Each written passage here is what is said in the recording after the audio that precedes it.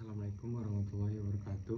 Izin memperkenalkan diri, nama saya Dana Putrama dengan NPM 2421020114. Di sini saya akan mengerjakan UAS, yaitu mata kuliah Hukum Acara Perdata.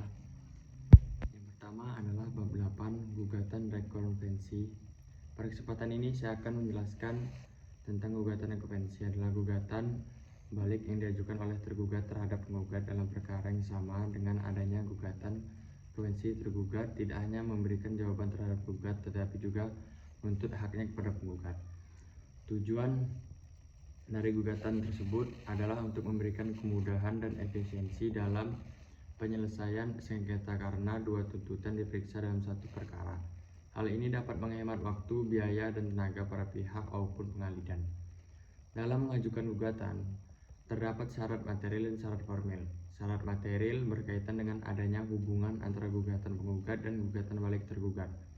Sedangkan syarat formil berkaitan dengan tata cara pengajuan yang harus sesuai ketentuan hukum acara.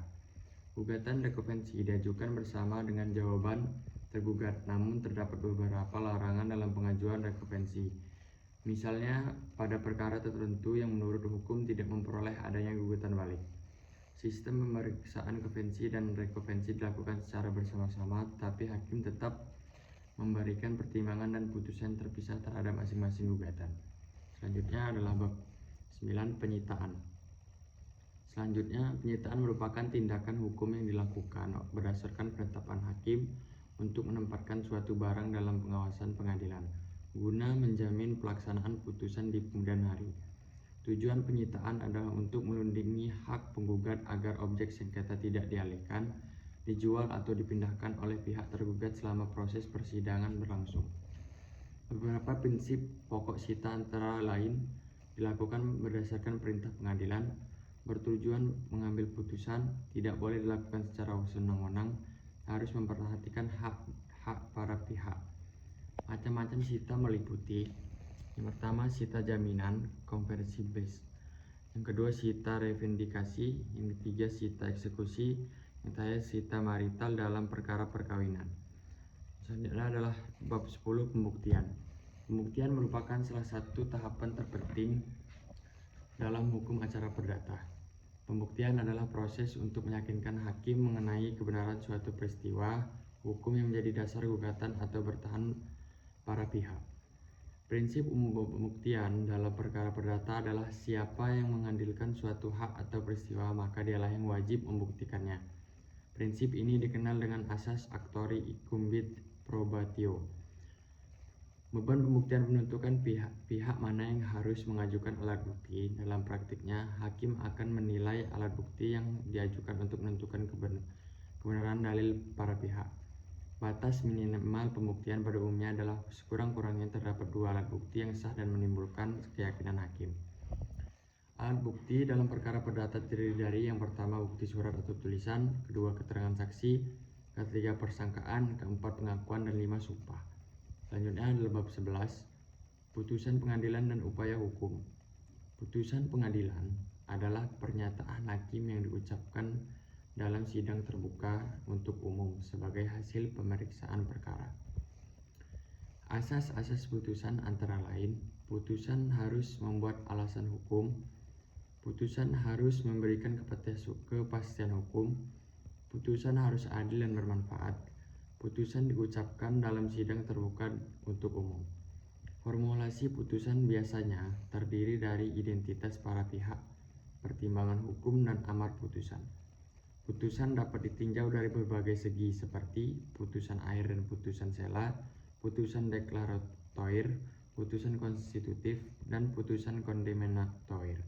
Dan itu terdapat putusan yang dapat dijalankan lebih dahulu atau uti verba forat, yaitu putusan yang dapat dilaksanakan meskipun masih ada upaya hukum.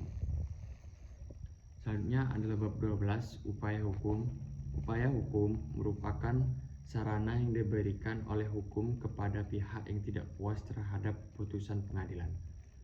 Upaya hukum dibedakan menjadi dua, yaitu: satu, upaya hukum biasa. Banding diajukan ke pengadilan. Tingkat yang lebih tinggi untuk memeriksa kembali putusan pengadilan tingkat pertama. Yang kedua adalah kasasi. Kasasi diajukan ke Mahkamah Agung untuk menilai apakah hukum telah diterapkan dengan benar oleh pengadilan sebelumnya. Yang kedua adalah upaya hukum luar biasa. Peninjauan kembali atau PK. Peninjauan kembali diajukan terhadap putusan yang telah berkekuatan hukum tetap dengan alasan-alasan tertentu, seperti ditemukannya bukti baru atau adanya kekhilafan hakim. Upaya hukum merupakan bentuk perlindungan terhadap hak para pencari keadilan agar memperoleh putusan yang benar dan adil.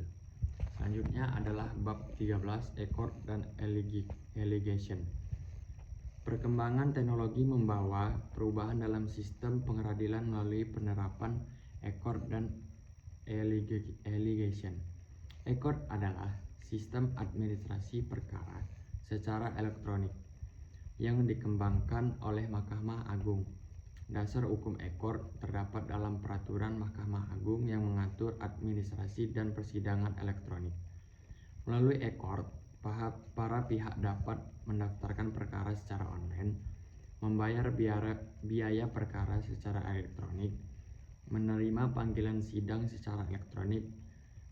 Sedangkan allegation adalah proses persidangan yang dilakukan secara elektronik, termasuk pengiriman gugatan, jawaban, duplik, dan kesimpulan.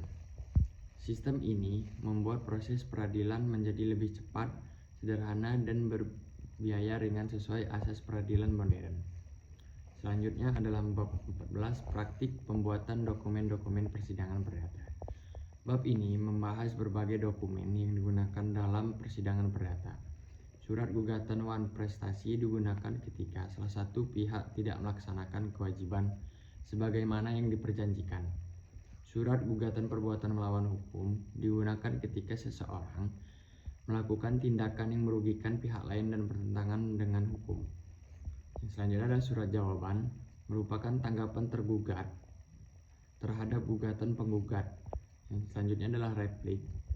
Replik merupakan tanggapan penggugat atas jawaban tergugat. Selanjutnya adalah duplik.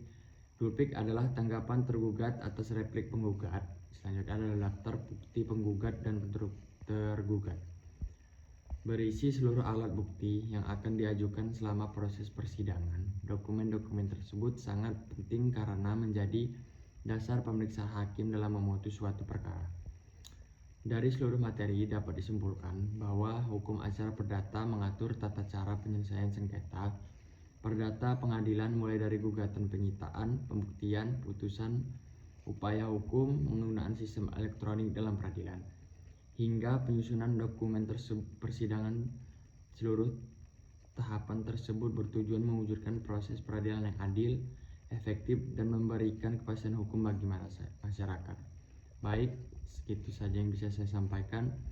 Saya ucapkan terima kasih. Wassalamualaikum warahmatullahi wabarakatuh.